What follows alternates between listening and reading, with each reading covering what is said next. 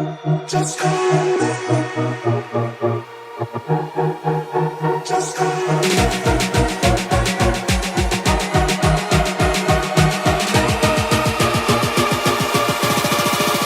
Just call on me.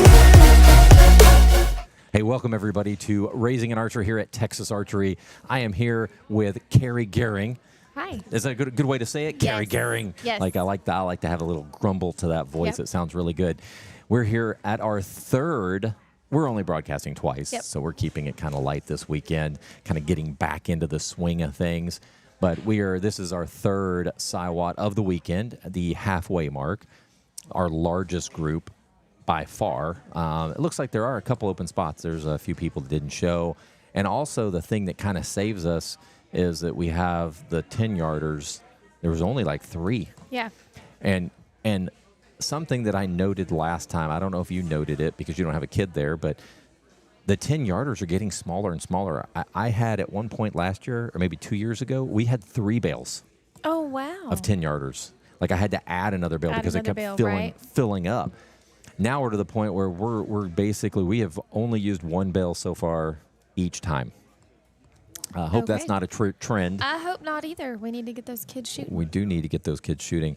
But I do see a lot more Olympic recurve, which is cool to see when it comes to youth. Because compound there for a while was really coming on heavy. strong. Yeah. And so now we're seeing a lot more recurve come and shoot, which is exciting. If you've never seen, if you've never been a part of SYWAT, Shoot Your Way Across Texas, it's kind of a cool series here in Texas. It's hosted mainly by archery shops. Shops will host 2 a year. For the most part, I'm generalizing. And those archers can come and shoot those. They can shoot them as many times as they want through a weekend, but only the top score will move on. You're looking to get the top 3 scores so that you can come into the state championship. A lot of people want that shooter of the year, which is the top score. Right. You'll come into that last weekend and everybody's noticing that they're just so close. Mm-hmm. Yes. And so they'll There's go ahead. several divisions that are going to, by February, will be It'll be tight. tight races. It'll be tight. So what that means is they'll take their top 3 scores, they'll have shooter of the year, but what happens is those scores then go toward your state champion. So you can be shooter of the year and not win the state title, which does happen quite a bit. That tournament this series ends in at Cinnamon Creek in the Dallas-Fort Worth area out on Roanoke. And end of February. End of February, yeah. Mm-hmm. It's that last weekend of February. So that means is that you need to go ahead and start getting your reservations if you're going, because there's not a lot of hotels out there, so you may have to drive a little bit. I think they were building one when we were there last year. Yeah. In the little area by Cinnamon Creek. So it's not a long drive, even if you have to find something a little further out, but it's nice to be real close to that. I guess there's a big Bass Pro Shop out there now. There is. Buc-ee's. There's a big Buc-ee's right down the road right there. Are you guys going to do state this year? Yes. Okay. Pretty much from this weekend until March 16th. Every weekend's full? Every weekend is full. We end our indoor season in Vegas, and then my brother gets married the weekend after Vegas. Okay. And then we'll take a little bit of a breather. End of March is state 4-H. That is really technically the end of indoor season for Connor's, end of March. And then it just shifts to outdoor. And then we go to outdoor. Yep. What are you guys going to do for outdoor? I don't know. Connor, I think, wants to dabble in 3D a little bit. But I still think we'll end up doing outdoor target. So it's interesting. I think Connor's a lot like Ryan, my son. He liked the idea of 3D, but never really. He likes paper better. Yeah. And I know some people are like, no way. It's true. There are kids out there that just like paper better than the 3D shoot, which is. It is kind of interesting because I think 3D has a whole different dynamic of there's fun walking through the woods and seeing different animals, right. But even for field shoot, which has the exact same feel, I think, as 3D, but it's a target-based, and Ryan absolutely loves that. Okay. Well, see, we haven't shot field. We did shoot one 3D last year, and it wasn't a good taste of it because we kept having lightning delays, and the weather just wasn't real conducive. the other thing is we run so hard indoor that by the end of March, we're like, Ready no for archery. a break. Ready for a break. Yes. Well, he's getting to that age where it's going to be harder and harder for him to not take it as serious, I think. Right. It is. It is. We did take most of the summer. In fact, we did take a lot of the summer off this past summer. And he's playing a little bit of catch up from that. He wanted to play golf and figure, that's okay. and I'm like, okay, that's fine.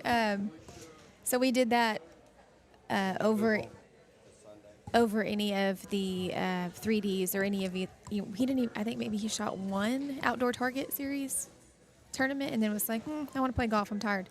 So it's finding that balance between keeping him in shape but not burning him out. Yeah. Did he shoot Joad Nationals last year? Nope, we didn't go. So I think That was in his golfing season. we've had a couple kids over the years that don't like outdoor, and they would take outdoor off, and they were able to get away with it for a little while. Yeah, Connor gets away with it by the skin of his teeth. Yeah. Because come August, when he does pick his bow back up to be serious, he does have to work a little bit harder to get back into shape. Yeah. And that's and like I said, like you can get away with it when you're younger. Once they start hitting that 15-ish age, it gets harder and harder to catch up because those kids have been working hard even through the summer, even though it's miserable to shoot here in Texas. Yeah. They still put a lot of time in behind the bow. We had a friend that Ryan's best friend in high school. They were very competitive together. He hated outdoor. I had the same speech with him. He went ahead and shot 2 seasons. His junior to senior year, he decided it wasn't worth shooting. He wanted the summer off. When he came back, he was too far behind. Yeah. And just couldn't. Yeah, couldn't And make so it up. He literally went from open to bow hunter just so he knew he could compete in bow hunter, and he Right. did. And that was okay. That was his decision. He wanted to do that. But the fact is these kids are just so good. Yes. Boys, girls, all of them. When it comes to open class, very hard for them to catch up. Right. So we have SYWAT here. Here in a second. She's already got the target faces up. We have Jacqueline, which she handles all our directing, which is awesome. She does such a great job. So she's here today for us, and she'll probably be here next weekend too for the TSA State Championship.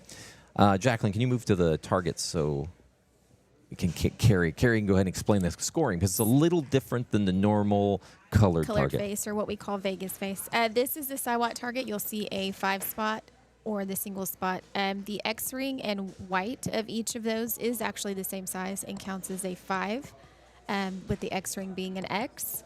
On the single spot, you'll go out from there 4, 3, 2, and 1, and anything outside the paper is a miss on the single spot.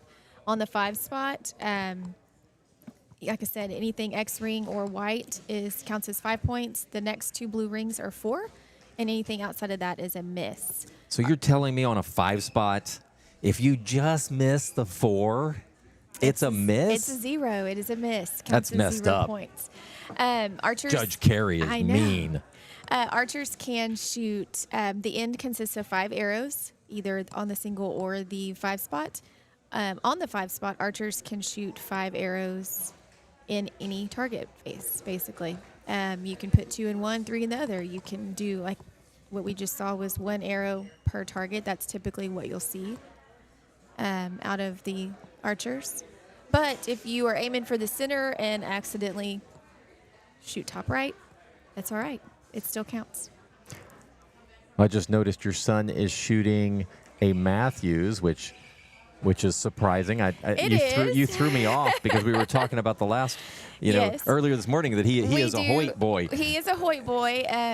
It's something that we have. My husband and I both shoot Hoyts and have for years, 6, 8 years, and that's all Connor's ever shot besides his very first little kid bow. Everything has always been a Hoyt. We are fortunate enough to have some friends that Connor's about the same size, and we were able to just buy mods, and he's just trying it out. We do have a Hoyt on order. It'll get So here sometime. if it's my luck, I'm going to say this out loud, which you're probably going to kill me. he'll be like, I really like this. No, this he Matthews. does. He put it in his hands, I think, Thursday night. He shot it for a little bit Thursday night with it not tuned to him or anything, just to shoot it, and then brought it home Friday. All the tuning he did Friday. And then this morning he shot his Hoyt and then said, all right, I'm going to shoot the Matthews. So we're just going to see how it goes. He does like it. He says it seems to be a little bit more forgiving, but we'll see. Yeah, well, it'll be interesting to see how he shoots. I know that that is a significantly different feel of a bow. It is. You know, And like we were talking about it a little bit earlier, he has grown about 6 inches in the last year. And so his orange bow, which is the Hoyt Stratus, went from looking really big against his body to now it's really small. And I think it's because of the riser length is different. Not just not the total axle to axle, but the actual riser length is different in the two bows. He shot that Stratus pretty well. He did. And we had some good ups on it. I mean, there was one time where, I don't know, last year this time he couldn't miss with it. But I think my husband and I were talking, I think over time he's reaching for X's. Yeah. He sits right about 57, 58 X's. Today he shot a very low X count this morning for him. So when they're reaching for just little numbers, it's you're going to do whatever you can. You're going to find the bow, like we talked about, that is the most forgiving for your archer. Yeah, and they get frustrated, when they drop a couple, and then, as a parent, it's like I know where they can shoot, and then all of a sudden they drop a few, and then they drop a few more, and you're like, what's going on? And then you can just tell they're just mad. I mean, the other good thing is too, we were talking. You had a release in your shop that Connor has been shooting one that's probably had